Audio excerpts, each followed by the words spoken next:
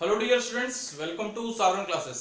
मैं हूं डॉक्टर प्रशांत और आज मैं दोबारा आया हूं आपके सामने अपने टॉपिक सेल के साथ। तो स्टूडेंट्स, आज हम जितना हमने पिछले लेक्चर में कवर किया था आज हम उसके आगे कवर करेंगे।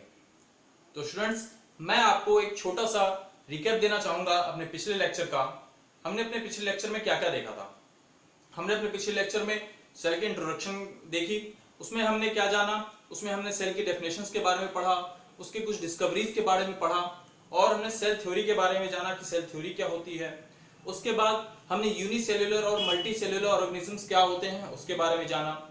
उसके बाद हमने ये जाना कि कुछ फैक्ट्स के बारे में जाना कि भाई largest cell in human body, smallest cell in human body क्या है। तो इन सब कुछ फैक्ट्स के बारे में बात करी। तो आज हम उसके आगे कवर करेंगे। तो हम आज बात करेंगे अपने सेल के स्ट्रक्चर के बारे में, उसके कंपोनेंट्स के बारे में। ठीक है, तो सबसे पहले मैं शुरुआत करना चाहूंगा कि हमारे सेल कितने तरह के होते हैं। सेल जो होते हैं दो तरीके के होते हैं। पहला एनिमल सेल, ठीक है, और दूसरा प्लांट सेल। ठीक है, एनिमल सेल वैसे सेल्स जो एनिमल में पाए जाते हैं उनको हम कहते हैं एनिमल सेल्स, और प्लांट सेल्स वैसे सेल्स जो प्लांट में पाए जाते हैं। ठीक है, तो आज हम सबसे पहले बात करेंगे एनिमल सेल्स के बारे में। ठीक है, तो एनिमल सेल क्या होता है।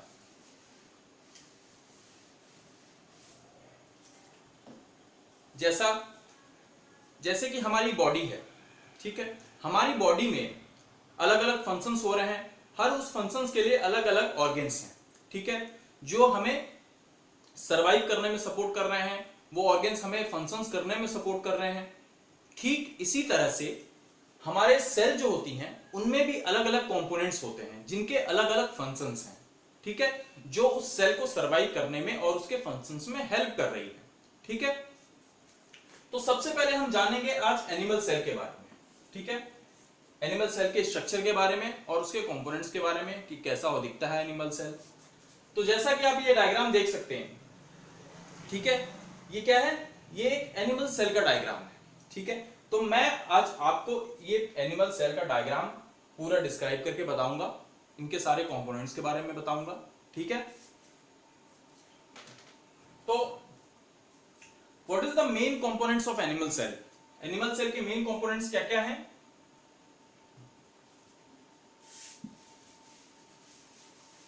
एनिमल सेल के मेन कंपोनेंट्स जो हैं,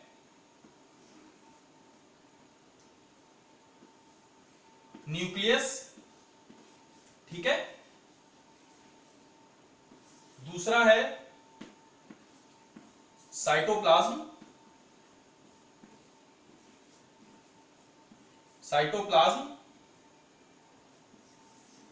तीसरा है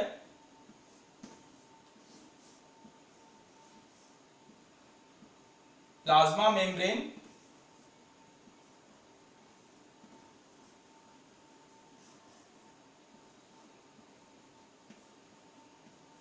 ठीक है, और चौथा कौन सा है, चौथा है सेल्स ऑर्गेनेल्स। ठीक है, तो हमारे मेन कंपोनेंट्स क्या क्या हैं सेल के। हमारे मेन कंपोनेंट्स हैं सेल के न्यूक्लियस, साइटोप्लाज्म, प्लाज्मा मेम्ब्रेन और सेल्स ऑर्गेनेल्स। ठीक है, तो मैं सारे इस कंपोनेंट्स को, सारे स्ट्रक्चर्स को मैं आपको डिस्क्राइब करके बताऊंगा।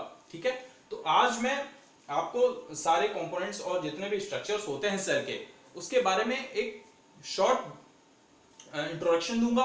फिर हम धीरे धीरे एक एक करके सारे जितने भी ऑर्गेनेल्स हैं, जितने भी कंपोनेंट्स हैं उसको पूरे डिटेल में पढ़ेंगे। ठीक है, तो सबसे पहले हम बात करते हैं, ये हमारा एक एनिमल सेल है। ठीक है, क्या है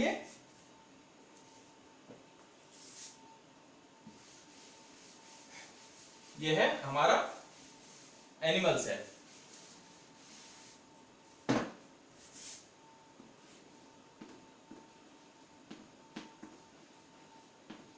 एनिमल सेल।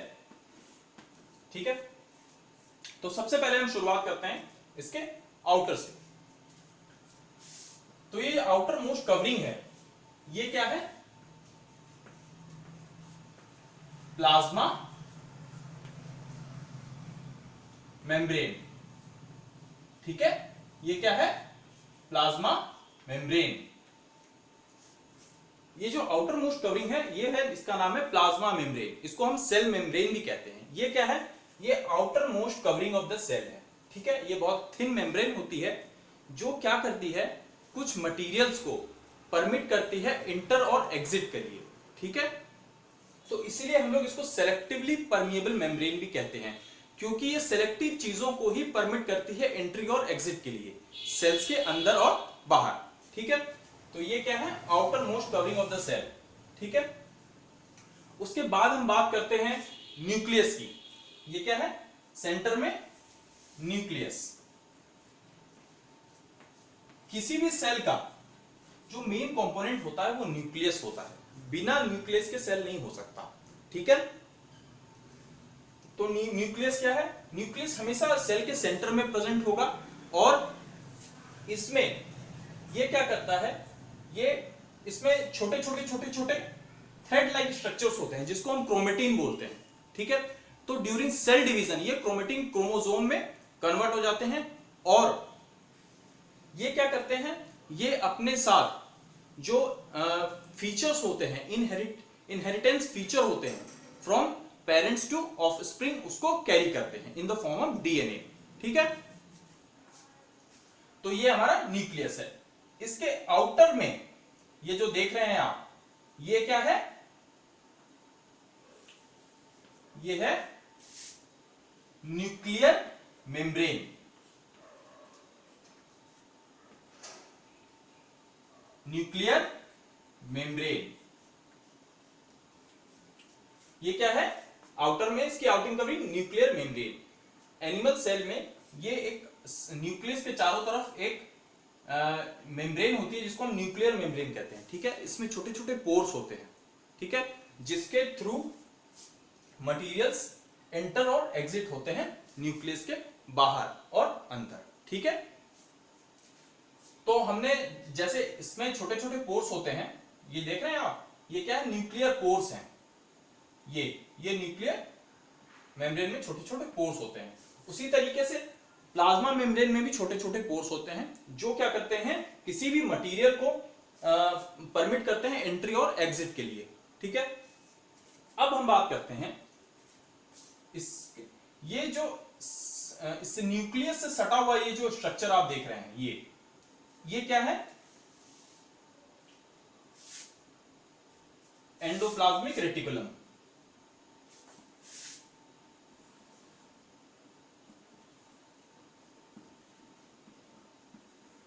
एंडोप्लाज्मिक रेटिकुलम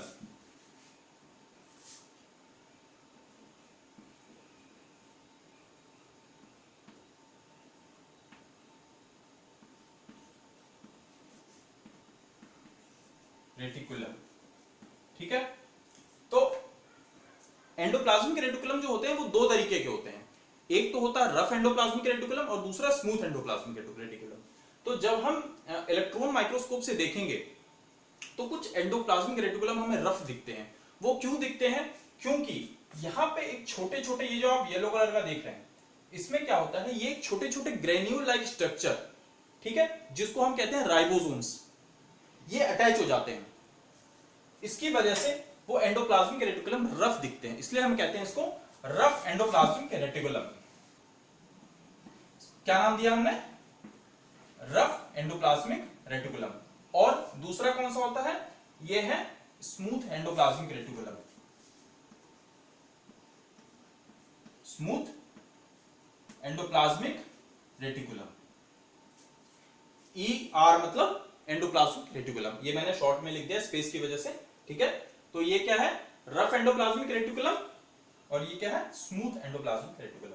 तो एंडोप्लाज्मिक रेटिकुलम का क्या फंक्शन है?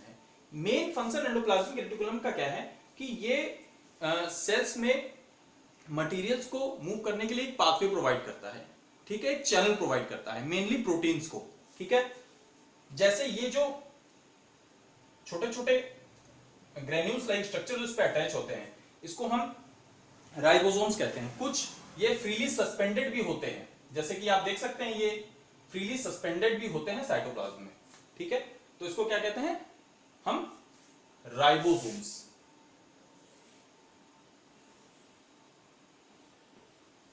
इसको क्या कहते हैं, राइबोसोम्स। तो राइबोसोम्स का क्या फंक्शन है? राइबोसोम्स का मेन फंक्शन होता है प्रोटीन सिंथेसिस का, ठीक है।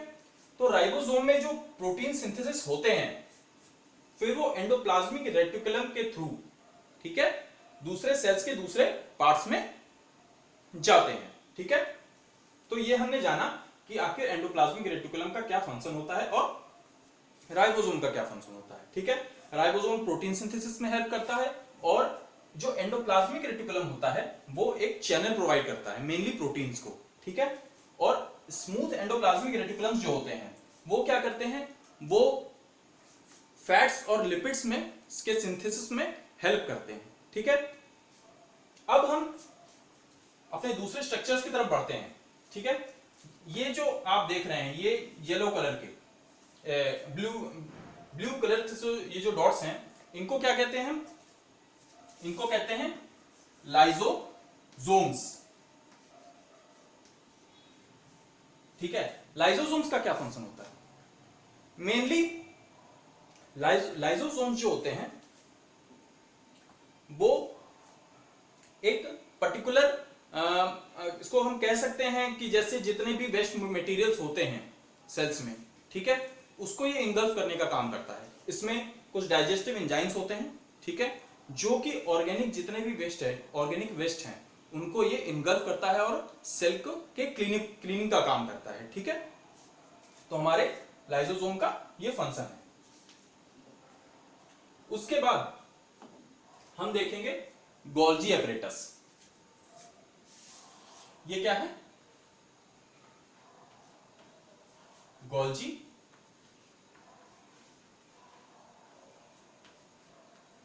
एपरेटस। तो गोल्जी एपरेटस का मेन फंक्शन क्या है, ठीक है। गोल्जी एपरेटस का मेन फंक्शन इसका ये है कि ये पैकेजिंग और ट्रांसपोर्टेशन ऑफ मटेरियल में हेल्प करता है, ठीक है।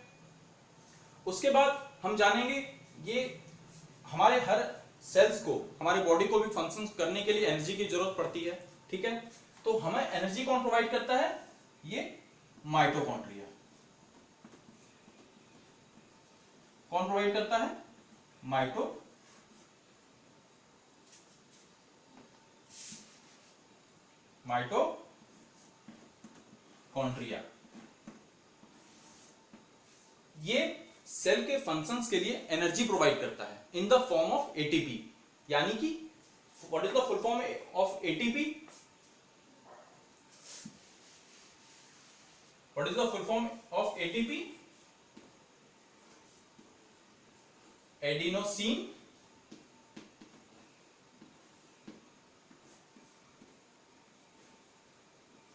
ट्राई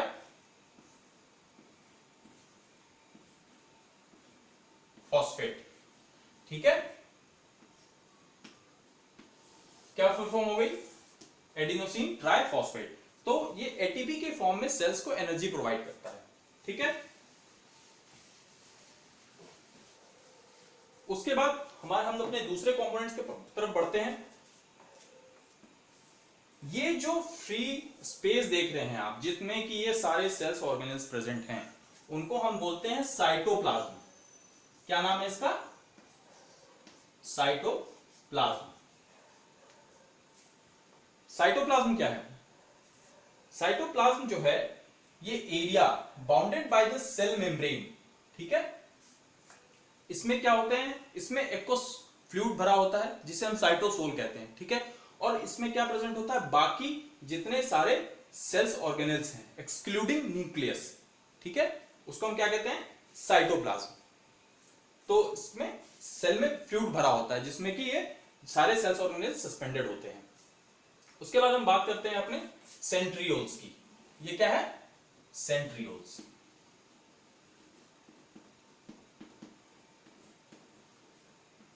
ये दो सेंट्रियोल्स होते हैं जो एक दूसरे के परपेंडिकुलर होते हैं। ये क्या करते हैं, ये during cell division spindle fibre का फॉर्मेशन करते हैं। जब हम सेल डिवीजन पढ़ेंगे तो हम उसके बारे में जानेंगे कि स्पिंडल फाइबर्स क्या होते हैं, ठीक है। तो सेल डिवीजन के दौरान ये स्पिंडल फाइबर का करता है, तो फॉर्मेशन करता है। तो हमने अपने सारे सेल्स के ऑर्गेनेल्स को जाना, उसके सारे कंपोनेंट्स को। तो मैं एक बार आपको फिर से रिपीट करके बता देता हूं। एक सेल्स ऑर्गेनेल्स और की हम बात कर लेते हैं, ठीक है। ये क्या है, वैक्यूल्स। ये क्या है, वैक्यूल्स। वैक्यूल्स एक स्टोरेज सैक की तरह काम करता है जो सारे वेस्ट मटेरियल और वाटर को स्टोर करके रखता है, ठीक है। तो ये हमारा क्या हो गया, वैक्यूल्स। तो हमने क्या क्या जाना अपने सेल के स्ट्रक्चर के बारे में। सबसे पहले हमने जाना कि ये आउटर कवरिंग जो होती है उसको हम कहते हैं प्लाज्मा मेम्ब्रेन या फिर सेल मेम्ब्रेन, ठीक है। ये सेल को चारों तरफ से बाउंड करके रखती है। उसके बाद हमने जाना न्यूक्लियस के बारे में। न्यूक्लियस में छोटे छोटे थ्रेड लाइक स्ट्रक्चर होते हैं जो जिसको नाम हम क्रोमेटिन कहते हैं, और ड्यूरिंग सेल डिवीजन वो क्रोमोसोम बन जाते हैं जो हमें जो फीचर्स होते हैं from parents to offspring inherit करते हैं, ठीक है। उसके बाद ये क्या है, ये है एंडोप्लाज्मिक रेटिकुलम। तो इसको जब इस पे राइबोसोम अटैच हो जाते हैं तो हम इसको कहते हैं रफ एंडोप्लाज्मिक रेटिकुलम, ठीक है। ये क्या है, राइबोसोम्स। उसके बाद देख लेते हैं हम ये क्या है, हमारा लाइसोसोम्स, ठीक है। ये क्या करता है, ये हमारे जितने भी ऑर्गेनिक वेस्ट होते हैं उन सबको जो भी है इनगल्फ कर लेता है अपने डाइजेस्टिव एंजाइम के थ्रू, ठीक है। उसके बाद हम ये जो ब्लैंक स्पेस देख रहे हैं जिसमें फ्लूइड भरा होता है और बाकी सारे साइटोप्लाज्म बाकी सारे सेल्स ऑर्गेनेल्स हैं उसको हम कहते हैं साइटोप्लाज्म, ठीक है। उसके बाद क्या है, ये वैक्यूल्स। ये एक स्टोरेज सैक की तरह काम करता है जो सेल्स के जो भी वेस्ट मटेरियल्स हैं और फ्लूइड्स हैं, वाटर हैं, उसको स्टोर करके रखता है। ये क्या है, माइटोकॉन्ड्रिया। माइटोकॉन्ड्रिया क्या करता है, ये सेल को एक एनर्जी प्रोवाइड करता है in the form of ATP यानी एडिनोसिन ट्राइफॉस्फेट। उसके बाद हम देखें एक हमारा बच गया ये स्मूथ एंडोप्लाज्मिक रेटिकुलम, ठीक है। ये क्या करता है, फैट्स और लिपिड्स के फॉर्मेशन में हेल्प करता है, ठीक है। उसके बाद हम देखेंगे ये सेंट्रियोल्स। सेंट्रियोल्स क्या करते हैं, during cell division spindle fibres के फॉर्मेशन करते हैं, ठीक है। ये क्या है, गोल्जी एपरेटस। गोल्जी एपरेटस का क्या काम है, गोल्जी एपरेटस पैकेजिंग और ट्रांसपोर्टेशन का काम करते हैं of materials in the cell, ठीक है। तो ये हमारा सेल है, ठीक है। ये हमने सेल के डायग्राम के बारे में समझा, उसके कंपोनेंट्स के बारे में जाना, ठीक है। तो इन सारे कंपोनेंट्स को, इन सारे सेल्स ऑर्गेनेल्स को हम एक एक करके, घबराने की जरूरत नहीं है, हम सारे सेल्स ऑर्गेनेल्स को एक एक करके पूरे डिटेल में पढ़ेंगे, ठीक है। ये आज मैंने आपको सारे सेल्स ऑर्गेनेल्स का एक शॉर्ट इंट्रोडक्शन दिया है। मैंने ये सेल के स्ट्रक्चर के बारे में समझाया आपको, ठीक है। तो अब हम अपनी नेक्स्ट वीडियो में एक एक करके सारे सेल्स ऑर्गेनेल्स को जानेंगे। तो आगे जानने के लिए बाकी सेल्स ऑर्गेनेल्स के बारे में हमारी नेक्स्ट वीडियो को जरूर देखिएगा। तो और अगर आप ऐसी ही वीडियोस देखना चाहते हैं तो हमारे चैनल को सब्सक्राइब कीजिए, बेल आइकन को जरूर दबाइएगा और हमारे वीडियोस को लाइक कीजिए, शेयर कीजिए। Thank you.